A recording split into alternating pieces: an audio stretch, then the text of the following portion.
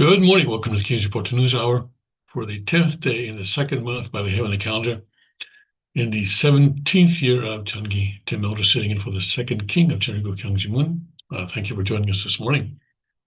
And let's go and check out what's going on around the kingdom right now. Chongqing, Tennessee, it is 36 degrees and clear. Getting up to 59 today, cooler with plenty of sunshine, low humidity, and dry brush will result in an elevated fire threat. So watch out for that. And then tonight, mainly clear and a chilly low of 33. Father's hometown in Cheongju, North Pyongan province in Korea. Clear and 51 right now, getting down to 33 tonight, partly cloudy skies tomorrow.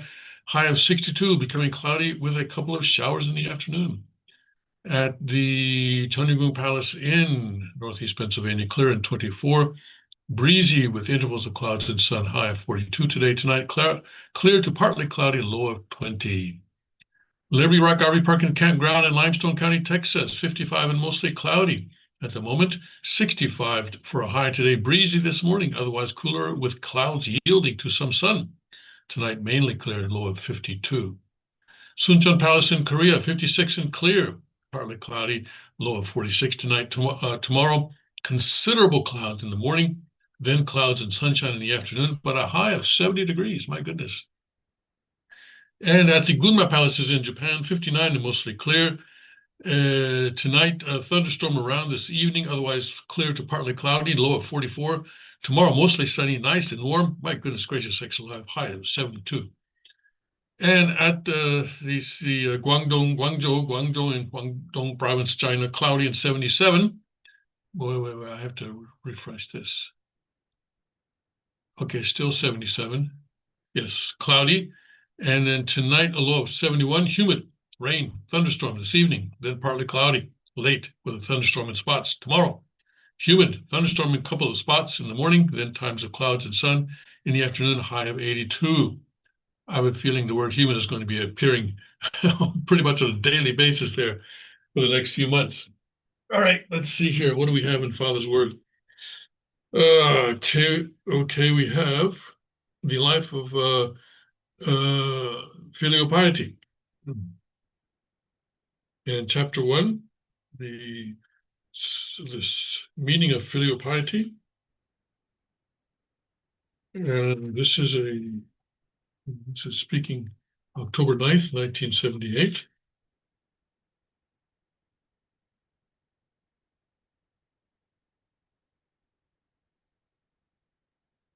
So, Father, in 1978, so this is October 19th, 1978.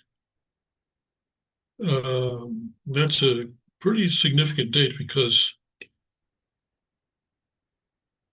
it's 1 week before Park Chung-hee was assassinated on October 26th. And so he's speaking in the context of the final week, actually. Well, we didn't realize it at the time, of course. Maybe Father did, but we didn't realize at the time that we were in the final week of the Yushin Constitution period, I guess. Yeah. The Yushin Constitution, I'm sorry, that was in 1979, not 1978. I apologize. So a year and a week. Okay. He was assassinated in 1979, not 1978. I apologize. Yeah. The Yushin Constitution, or that period, was from 1972 to 1979. And Park Chung-hee declared a national emergency in 1972, saying that an attack from North Korea was imminent, and so a new constitution was put to the people, and I guess the people did in fact pass it, although the president controlled the media, so there was a huge amount of propaganda, and so it was not surprising that people went ahead and passed the constitution that he wanted. But it was an authoritarian constitution. There's no getting around that fact, certainly. And just criticizing the government in and of itself was a criminal offense, not civil, but a criminal offense. And people were picked up by the police, uh, not only if they were, not only if they spoke publicly, but even if they spoke privately, and even colleagues or friends could report you to the police, and people would get picked up on that basis and things like that. So it was a pretty strict time, and frankly, it you know um,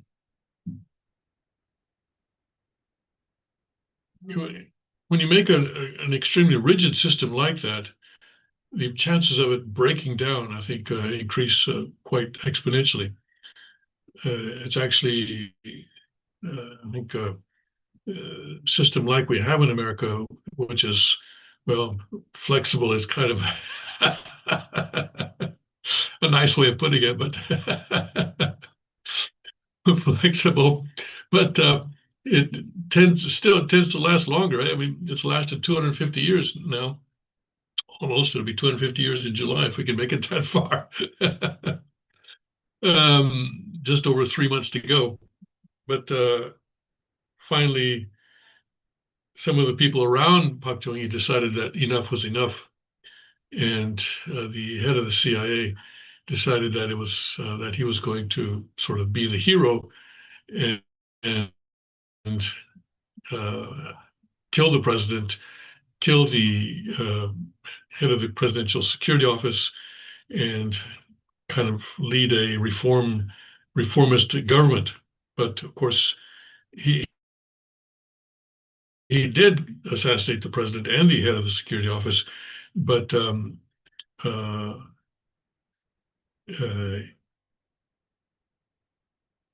the military did not follow him, and actually it was the head of the military intelligence by the name of Chun Du-hwan, a relatively minor general at that time, Chun Du-hwan, who was given the task of investigating the assassination, and he used that position to stage a coup d'état in December, and then take over the government a few weeks later. Anyway, so Father is speaking. So during that Yushin period here, and Father is saying that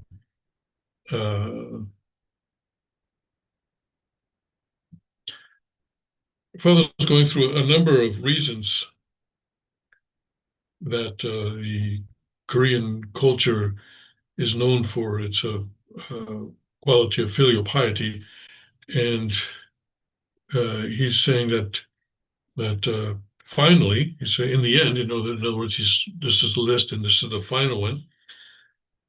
The Korean people are loyal, and they practice filial piety to God. And that spirit of filial piety and loyalty has become the central thought or the central philosophy of the nation. Is that still true today? Ah, uh,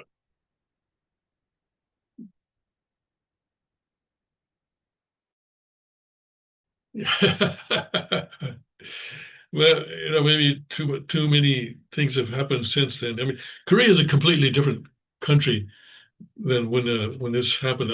This actually, October 1978 was when I first arrived in Korea, and not only, well, first of all, the infrastructure. The airport at that time was Kimpo Airport, and uh, it, the passenger terminal at Kimpo Airport was smaller than many bus stations that we see, and well, it was, I think, the certain in 1978 was right at the time when most people, if they owned a car, if you were rich enough to own a car, you were also rich enough to hire a person to drive it for you. And so up until 1978, almost everyone who owned a car also hired someone, a driver, to drive it for them, a chauffeur. But in 1978, the phrase owner-driver was actually entering the Korean vernacular. In other words, some owners were actually driving their own cars. And that was a new thing in 1978. And so, well, you can imagine that just that fact alone shows you how much Korea has advanced since then. Really, the 1970s was the time when Korea surpassed North Korea economically. After World War II, even after the Korean War, North Korea was the more developed half of the peninsula because during the time of Japanese annexation, Japan built industry in the northern part of the peninsula and developed agriculture in the southern part of the peninsula. And the reason they did that was because, first of all, there are more natural resources in the northern half. Even today, there are more natural resources in North Korea than there are in the south. And also, there was the Yalu River gave an opportunity for hydroelectric generation. There was a large dam there. I think it's still there. A large dam there that was used for hydroelectric generation. So it was easy to have electricity in the north. In fact, after the Korean War, South Korea was importing most of its electricity from the north. And as the peninsula became divided, one thing that North Korea did was one day they sort of flipped the switch and turned off the electricity for South Korea. And South Korea had to scramble in order to start providing for its own electricity. And so even after the Korean War and through the 60s, North Korea was in the 60s, North Korea was making an effort to have Korean residents, or shall we say, Korean residents in Japan who had built up businesses to take their businesses, sometimes factories, lock, stock, and barrel, and export them from Japan to North Korea. South Korea was not doing that. So North Korea was economically more developed than the South in the 1960s. But then and really Park Chung-hee deserves a great deal of credit for this. That under his leadership, the South Korean economy began to develop. For one thing, South Korea signed an agreement with Japan, where Japan paid a lump sum payment as reparations for what it did to people in South Korea during the first half of the century. And Park Chung-hee invested that money wisely in heavy industry, instead of lining his own pockets or the pockets of his families. And he also built this highway between Seoul and Busan, which of course is still being used today, although it's been expanded much wider. And so 72, 73 really was when South Korea was then sort of overtaking and surpassing North Korea. And that's one reason why there was a real danger in the early 70s that North Korea was going to invade the South. And this is why Father had the Blessed Central Families at that time go through an extremely harsh indemnity condition to prevent that. And to specifically, the condition was to prevent the river between north and south from freezing, and it did not freeze as a result of this condition that the senior couple has laid. It was an extremely harsh condition. So this is the context in which Father is speaking here. That he's saying that Korea, the Korean culture in general, is marked by this loyalty and filial piety to a God, and I don't think, in fact, I think I can say pretty much unequivocally that any other country, any other ethnic group, shall we say, Japanese or European or American ethnic groups, would not have been able to would not have been able to set that kind of condition that father asked for in the early 1970s. And it was really on that basis, really, that Korea was able to develop to where it is today. But is that loyalty and filial piety still a part of Korean um, the national sort of psyche or national philosophy today? I kind of have to stand back and think about that for a while. Hmm. uh, and Father then talks about Shimcheon in the next sentence. Shimcheon, if you've followed which ballet is it? The the one that Hunsuk was doing, Julia Moon. They did a ballet on the story of Shim Chong-jun, about the young girl. This is a uh, not a not a true story, but it's a what do you call it? Uh, shall we call it a myth? Or anyway, it's a story that's sort of told and taught to Korean children over the generations, many generations. And it's a story of a young girl whose father is blind, and she's trying to find a way to help him see again. And she comes across a Buddhist monk who tells her how to do that, but it involves her sacrificing herself. And she sacrifices her life in order so that her father may see. And so that kind of, obviously it's much more complicated. I'm not going to go into the whole story right now. So that kind of a filial piety, that's an example of filial piety of Shimcheon. And then also here he talks about the story of Chunhyang. Chunhyang, of course, this may be an actual event, a story about a young girl who is betrothed to a man, and after she's betrothed, he goes to Seoul. To um, to take the civil service exam, basically what it is, the civil service, the government service exam. And he becomes, he rises to a high position. He leaves her there and goes to Seoul, and he's gone there for a long time. And in the meantime, the governor who comes to where Chunyang is waiting for him decides that he wants to have Chunyang for himself as his own sort of a concubine. Well, I've talked about the tradition of concubines before, right? And she refuses. He puts her in jail for refusing him. And then eventually he comes back as the king's emissary, and he finds his Chunyang waiting for him loyally. She has preserved her sexual purity, and he punishes the governor and releases his fiancée from jail, and to live happily ever after. Basically, that's the story. And so that also is a story that's taught to Korean children generation after generation, which emphasizes the importance of girls maintaining sexual purity. Of course,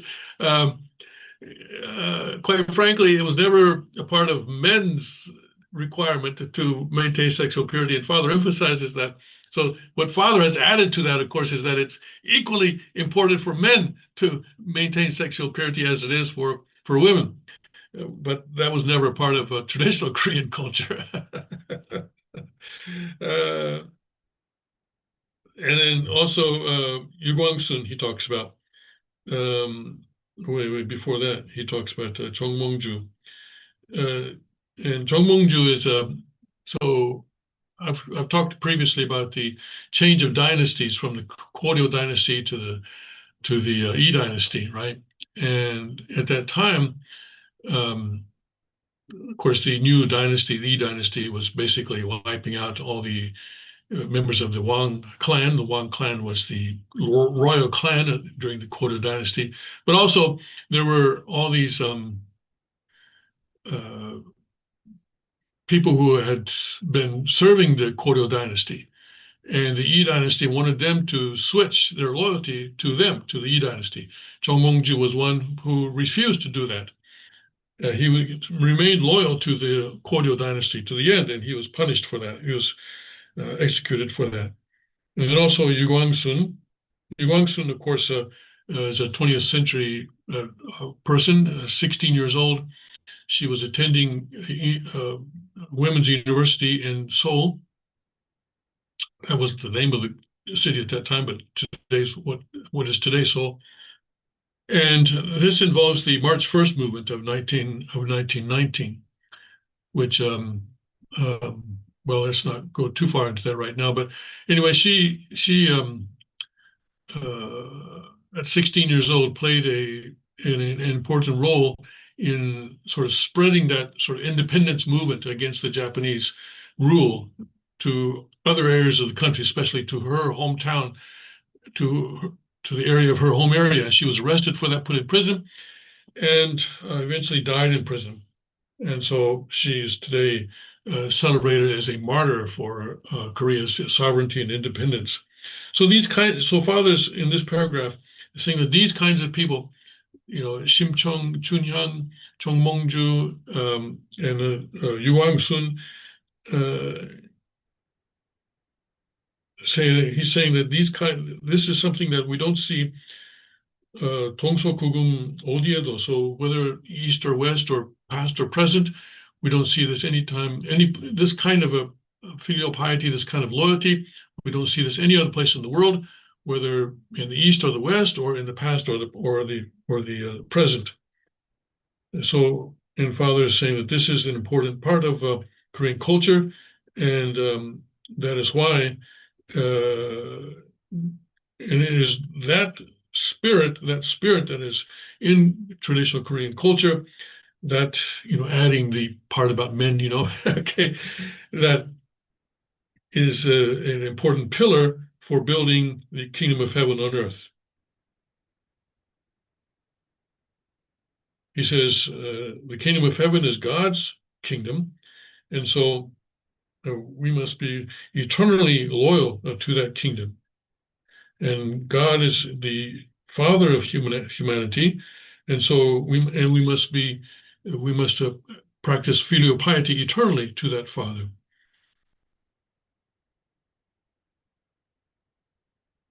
And Father says that it's because of this kind of a spirit that God has chosen Korea to be the chosen people. Okay. Father speaking there in 1978, October 19th. Yes. It was not 1979, October 26th, that Park Chung-hee was assassinated by his own CIA director. All righty then. Let's go and see what's happening. So now the war is the war in Yemen, but now it is now expanding. Now the Houthis in Yemen are saying, "Hey, we want to join this fight," and so now they are claiming, probably accurately, that they have fired missiles at Israel. But it looks like Israel was able to intercept those missiles. I think Israel's military said it intercepted a missile launched from Yemen toward Israel early Saturday, the first time it had faced fire from that country. The Iranian-backed Houthi rebels claimed responsibility for the attack, which calls into question whether the rebel group backed by Tehran will again target commercial shipping traveling through the Red Sea corridors, because Houthis now are on the Red Sea coast. And Iran has threatened that they may expand the war by not only closing the Strait of Hormuz, but also closing the Red Sea. The Red Sea. So it looks like it may be getting worse. Sirens went off around Beersheba and the area near Israel's main nuclear research center for the third time overnight Friday into Saturday, as Iran and Hezbollah continue to fire on Israel overnight. And there's, what is that? It's a view of missile traces launched from Yemen at Israel sighted in the sky over Hebron, West Bank, March 28th, 2026. The Houthis have held Yemen's capital Sana'a since 2014 and so far had stayed out of the war as the rebels have had an uneasy ceasefire for years with Saudi Arabia, which launched a war against the group on behalf of Yemen's exiled government in 2015. Attacks on vessels during the Israel-Hamas war upended shipping in the Red Sea, through which about $1 trillion worth of goods passed each year before the war. The rebels also fired drones at Israel.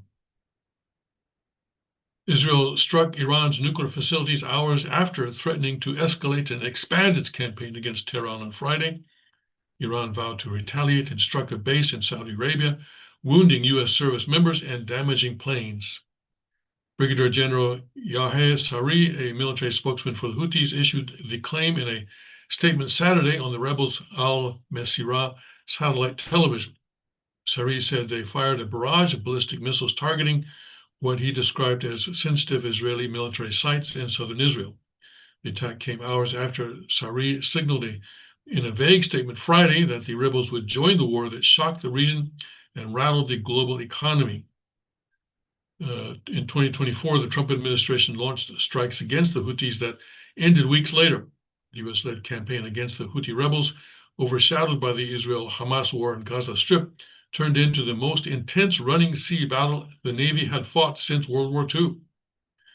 The Houthi rebels attacked over 100 merchant vessels with missiles and drones, sinking 2 vessels and killing 4 sailors from November 2023 until January 2025.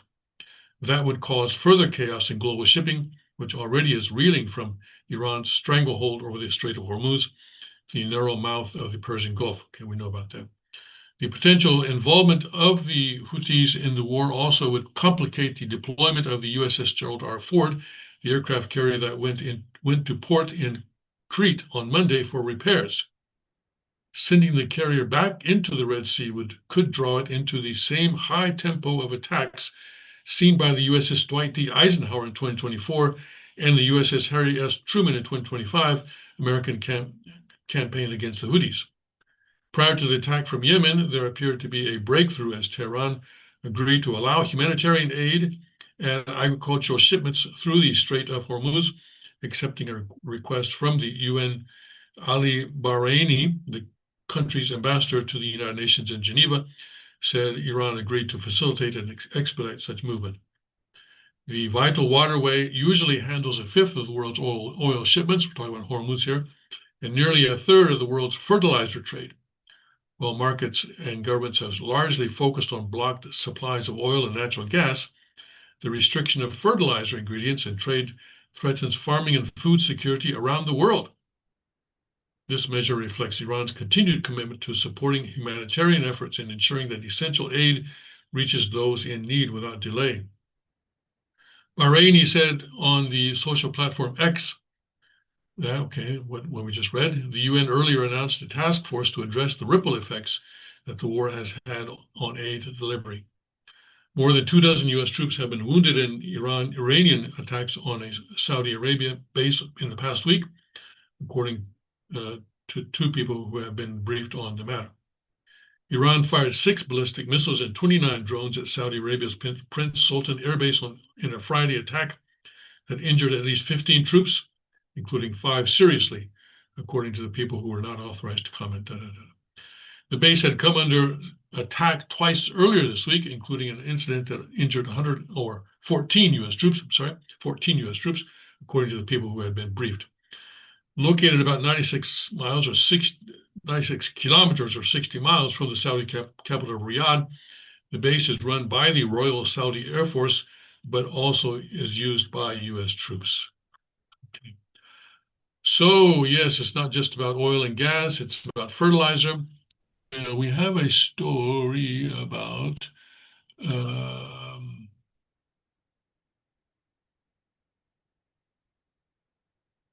okay, well, all right. Well, anyway, we already covered the part about the food supply, right? The food supply. Oh, okay, that was one I just read. Okay, yeah, the food supply. So it's not just about oil and gas anymore. So, Donald, what have you done? What have you done? What have you done? Well, you've really created a huge mess, haven't you? And how do we get out of this now? Now, Senator Kennedy is now saying that, oh, it's time to come home, time to just pull out. But I don't think so. I don't think so. I think that would be extremely irresponsible. And if we pull out now, we're just leaving Iran in charge of that whole area. And uh, we have to finish the job. Well, I've already said that this was a bad idea. This is a bad war, but we can't go back to February 27th. That's just life. We have to live with, we have to do what is necessary to do today, and do what is best, the best decision to make today, not the decision that should have been made on February 27th, the day before the war started. And the best decision today is to do what it takes, all right? And there's a lot, that's a pretty loaded phrase right there, right? To do what it takes to end this war. In other words, and that basically means to annihilate the Iranian regime. And hopefully,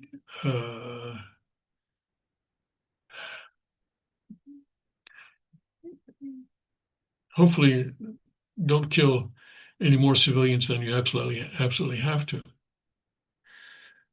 It's not it's not a comfortable thing, but we're in a mess.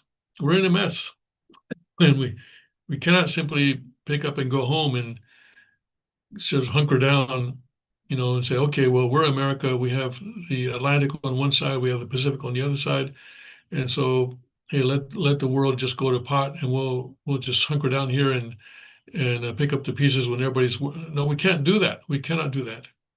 That would be the height of irresponsibility. So we started this.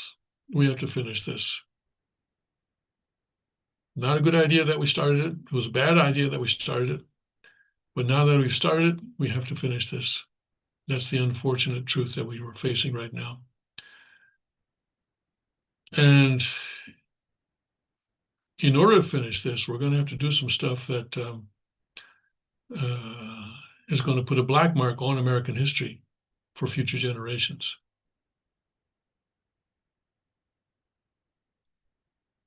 And that's tragic, it's sad, and America will pay for it. America will pay the consequences. There will be severe consequences for what we have to do.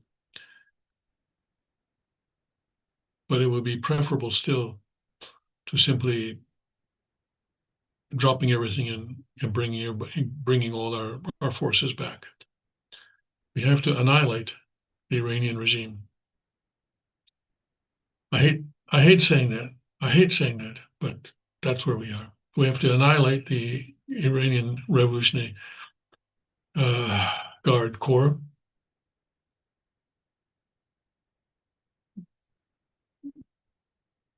May have to annihilate Hezbollah. May have to annihilate the Houthis. But we need to really do it, and probably this will destroy President Trump's presidency. But President Trump is at a point right now where he's going to have to sacrifice his presidency and his legacy for the sake of America and for the sake of the world. That's my opinion. Okay. All right. Oh boy. See, other here, I noticed this story here. Iran has rejected China's bid to play mediator and secure cargo ship passage. Insiders say the Strait of Hormuz blockade has ensnared the Chinese regime in a political and economic dilemma, created an aggressive strategy, one analyst said. So if there's one good thing that could come out of this, if we had to sift pretty, have to sift through a lot of excrement in order to find a good thing to come out of this war. But it may be that this is causing problems for the Chinese regime. Let's see what's going on here. Okay. Iran has rejected Beijing's attempt to play the mediator role in the war and request for safe passage of Chinese cargo ships through the Strait of Hormuz, according to insiders in China's diplomatic circles who spoke to the Epoch Times. Sun Min, an insider in diplomatic circles who used to pseudonym out of fear of reprisal, well, told the Epoch Times that Beijing originally planned to leverage its special relationship with the Iranian regime to act as a key mediator in the conflict between the US and Iran, thereby seeking to secure leadership over the global south, developing countries in Africa, Latin America, and Asia. However, Iran rejected the idea, according to Sun. Now, President Trump is going, when was it? I think it was May, right? May 14 and 15, I believe, no? I believe. Yeah, May and 14, 15, that's right. Yeah. So I'm sure that Xi Jinping is going to have a lot to say to Trump. He's going to say, come on, Donald, or if they say that, I don't think they're in a Donald Jinping relationship, but anyway, hey, what the F have you done? I think maybe, at least that would be in his mind, Xi Jinping may be a little more diplomatic, but I think maybe Xi Jinping is not very pleased with Trump right now. People are saying, okay, well, China's winning this war. And in a sense, that is true, except that in another sense, it is not, because they're not getting their oil. They're getting some oil because they also have a land route, right? The land route that avoids the Strait of Hormuz entirely, but they're not getting as much oil as they need. Anyway, contrary to external perceptions of close cooperation between the Iranian, Chinese, and Russian regimes, China and Russia actually have conflicting motives regarding Iran, Sun said. Both Beijing and Moscow are attempting to use Iran as a bargaining chip for trade concessions with the United States and alleviate their own diplomatic pressures, according to Sun. Both the Chinese Communist Party and Russian leaders have been offering advice to Iran, yet Tehran refuses to accept any diplomatic arrangements, Sun said. Iran's core demand is now unequivocally clear, which is to seek substantive military assistance, not diplomatic rhetoric. This places Beijing in a dilemma, according to Sun. Providing military aid to Iran would trigger a full-blown confrontation with the United States and its allies. Conversely, refusing to do so would mean completely forfeiting its influence over the Iranian regime. Qin, an independent scholar in China, who gave only a surname out of fear of reprisal, told the Epoch Times that this is the inevitable blowback from the CCP's wolf warrior diplomacy and its mindset of bloc confrontation against the West. Beijing has long covertly propped up regional disruptors, such as Iran, to counterbalance the United States, attempting to employ the strategic maneuver of distraction. Yet it failed to anticipate that the situation would spiral out of its control, Qin said. That's what wars do. They spiral out of control.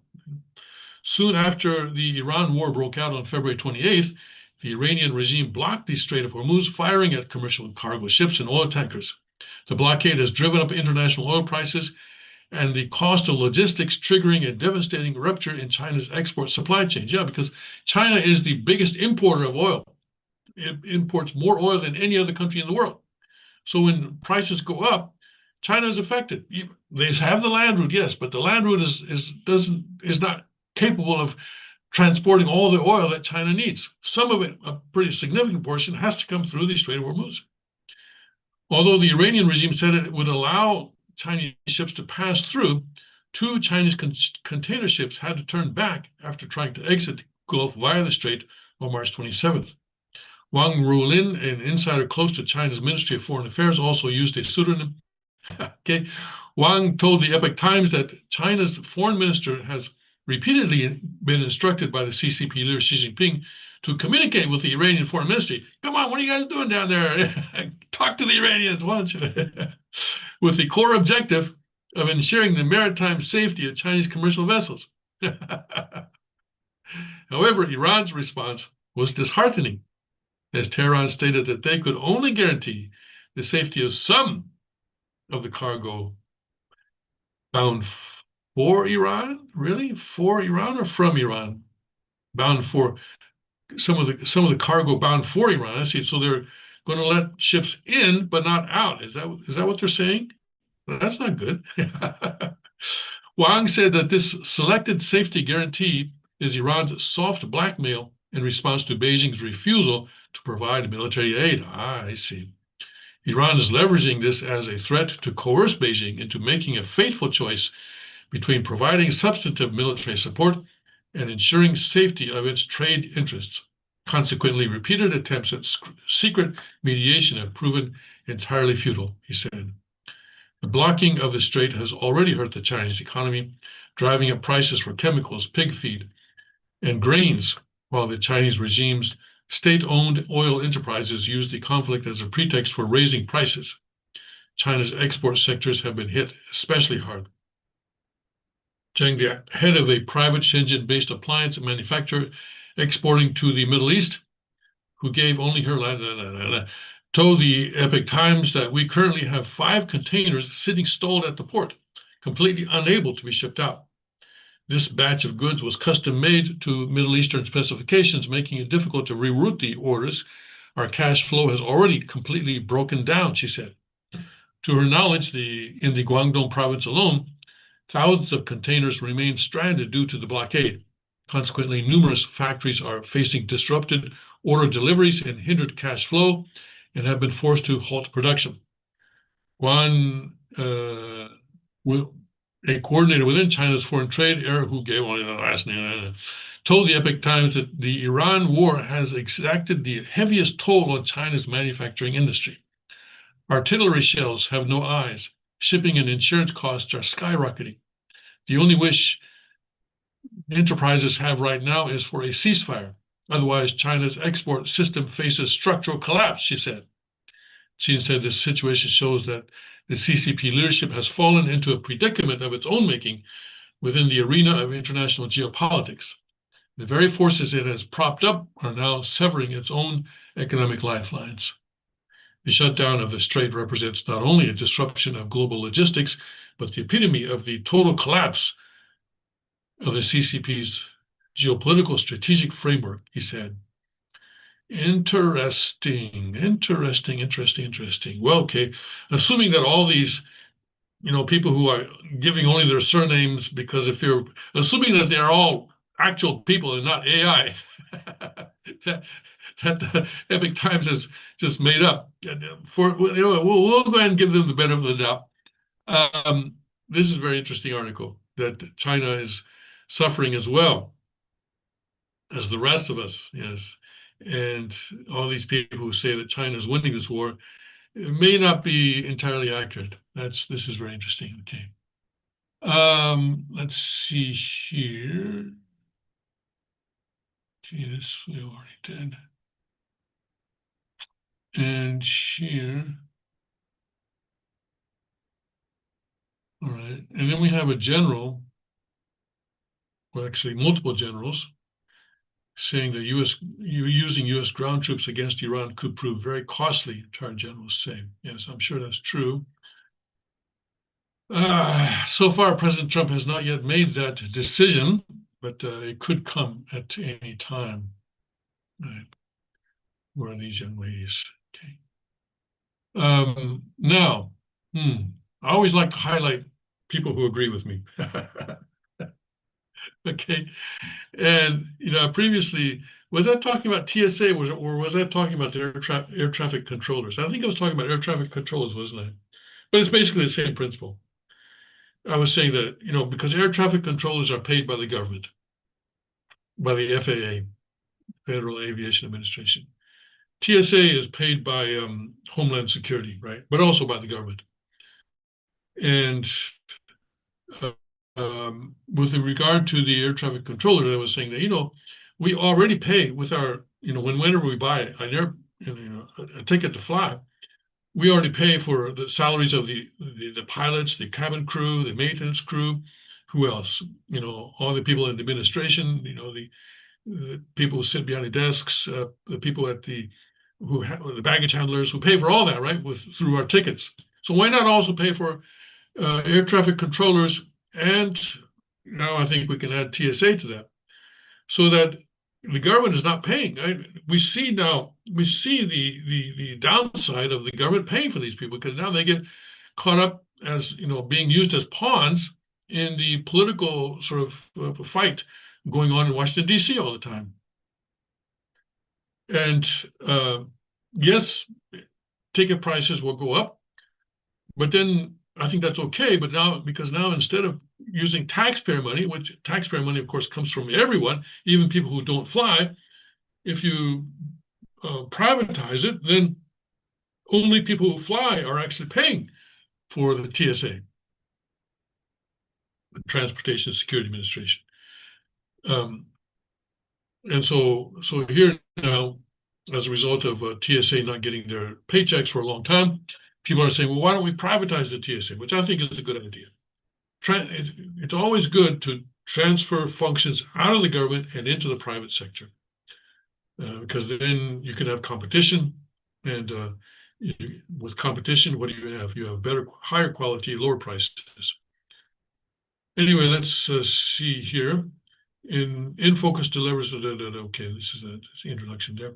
When it comes to America's airports, the terrorists have already won. Those ludicrous edifices where we collectively lose all our dignity just so they'll let us out of the building. If we really wanted to slow the influx of illegal immigrants, we wouldn't build walls, we'd build Transportation Security Administration checkpoints. And the TSA, if you remember, came into being. This is a 21st century creation, right? It did not exist in the 20th century. It came into being after the 9/11 attacks.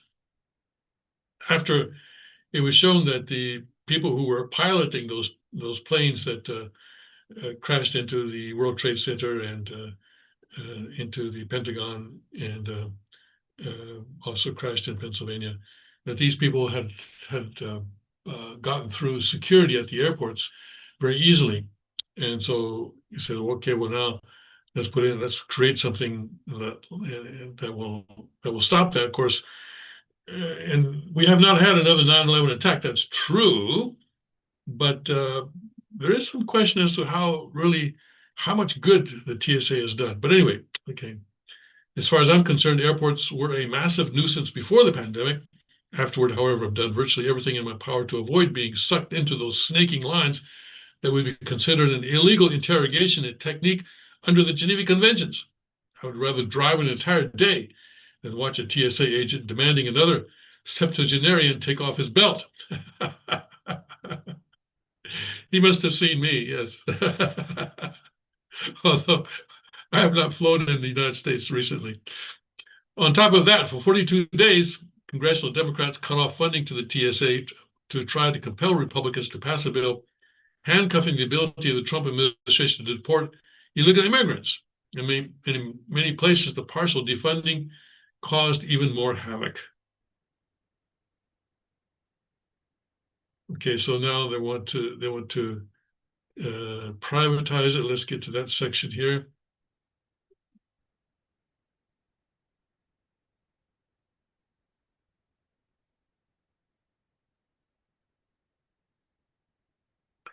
So they've been saying that there've been a number of failures.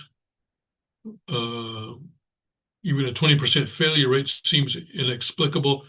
It could be high to me. A 95% failure rate, you might as well just let me hold on to my water bottle. We only know about these failures, incidentally, because they were leaked. Was it a 95% failure? Okay, TSA sent out investigatory units called red teams to airports around the country to attempt to sneak explosives and weapons through the screening process and onto planes. They were successful 7 out of 70 times. So, okay. So, okay. As far as I can tell, there is no record of the TSA agent ever foiling a terrorist attack or apprehending a terrorist via the screening process. Obviously, security measures also act as a deterrent and cannot always be properly measured. Surely that brand of prevention could have been done far cheaper and more efficiently, but as numerous people have pointed out over the years, The TSA is fixated on stopping bad things from being brought onto airplanes rather than stopping bad people. Last year, when Trump administration laid off 243 probationary TSA workers who had already been cited for performance and conduct issues during their trial period, union called it a politically driven mass firing spree. So here,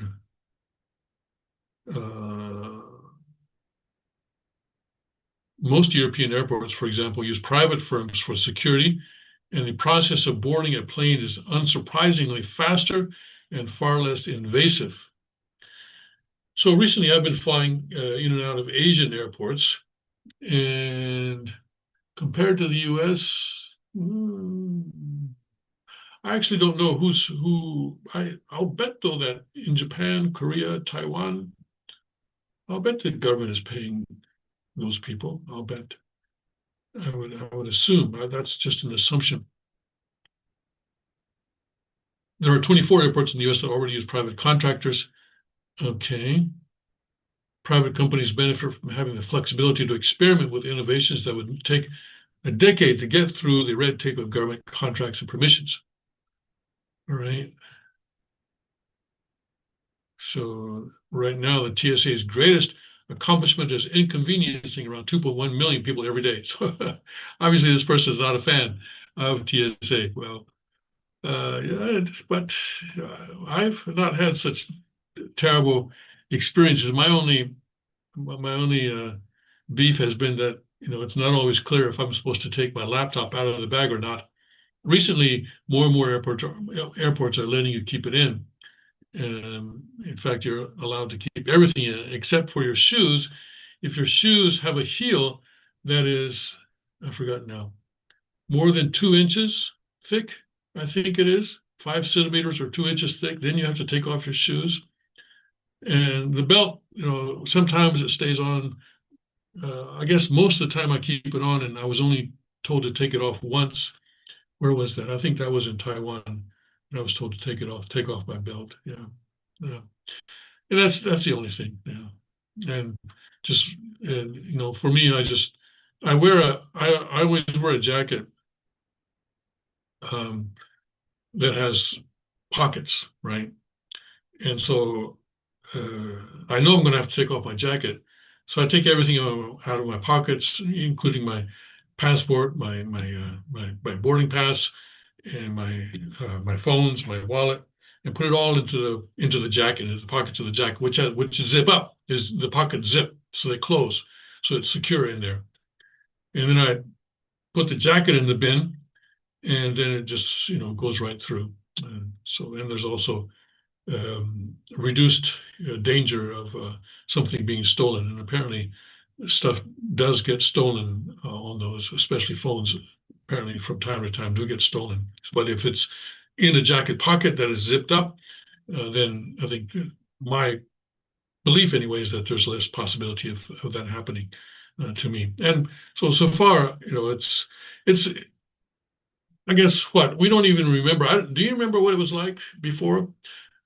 Do you remember what it was like when someone who was coming to meet you could actually meet you at the gate? That was, you come off the airplane, right? And right there at the gate, your friends and family are there to meet you at the gate. Well, that's probably not going to happen for another 100 years or so. Yeah, that was anyway. The good old days, right? The good old days. Of course, it was the good old days that gave us 9/11. So, all right. So privatizing the TSA, but privatizing government functions, always a good idea. Okay, always a good idea. All right. Let's see here. What else have we got? Let's look at Epic Times. Hold on a second. Oh, let's look at. Should we look at Breitbart?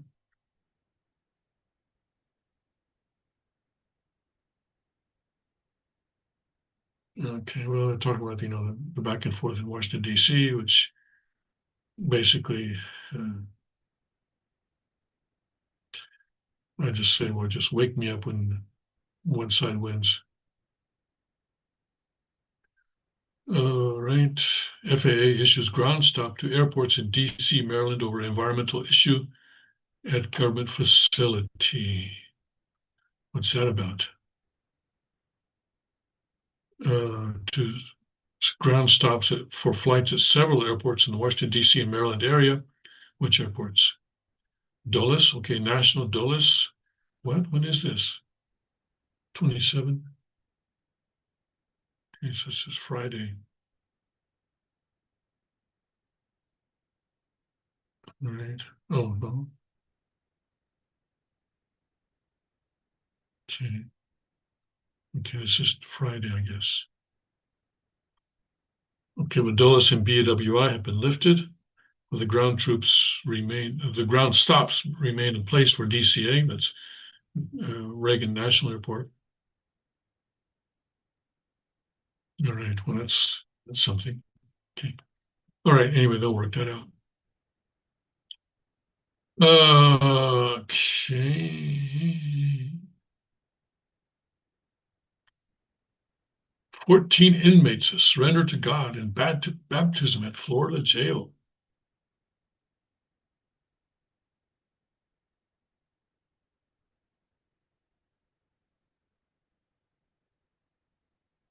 Ugandan military commander offers Israel help against Iran. Well, that's interesting because let's see, wasn't it Uganda that were um, that famous movie about the uh, plane hijacking way back when? Anyways, all right, yeah, history moves on. Uh, IRGC threatens to bomb all ships sailing to and from any enemy locations.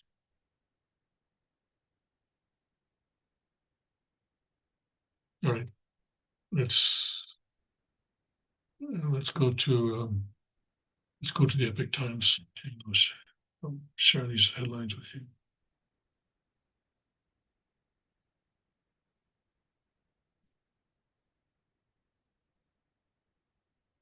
Houthis into the war with a missile attack on Israel. Okay, Israel Defense Forces confirmed strikes on the Iranian nuclear facility.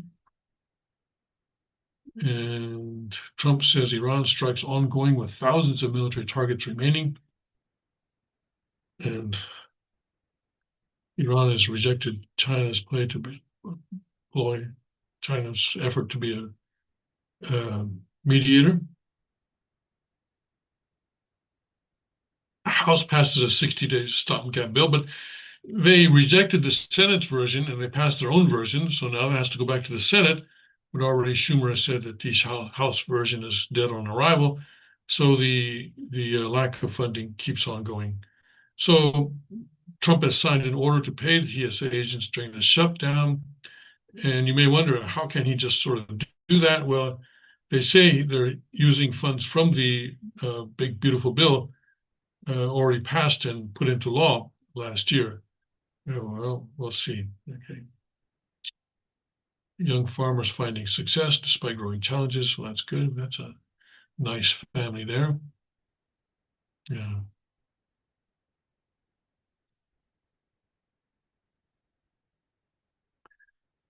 Yeah.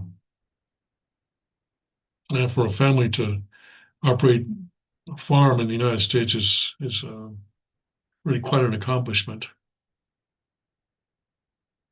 Okay, and here, Iran war reveals how drones are changing the battlefield. That's right. That's right.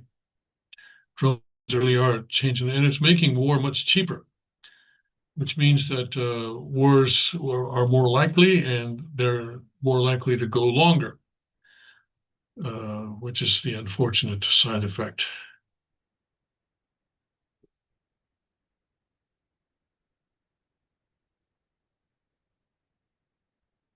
Okay. The severe flaws of unrestricted warfare.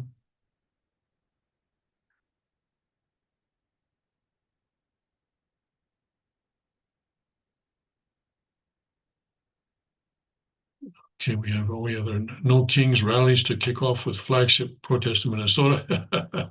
Yeah, so there's another No Kings Day going on today. And they talk about President Trump being autocratic and so forth. But let's talk about FDR, right? FDR. But the thing about the 1930s and 40s, when FDR actually was elected to the president 4 times, the press was completely different at that time. The press really operated centering on the national interest, and the press was patriotic. They were critical, but they were also patriotic. And so, for example, the president was actually paralyzed from the waist down. He could not walk. He used a wheelchair, and yet most Americans at that time were not even aware of this. Why? Because the press kept it from them, because it would undermine confidence in the president during wartime. Do you think the American press would do something like that today? Not a chance, not a chance. Of course, with all the independent media too, there's not a chance that something like that would be hidden from the public. Anyway, so yeah, it's a different time, and I think that's one reason that America may be on a decline, unfortunately. But God's kingdom is on an upswing. God bless Godspeed. May his kingdom come quickly.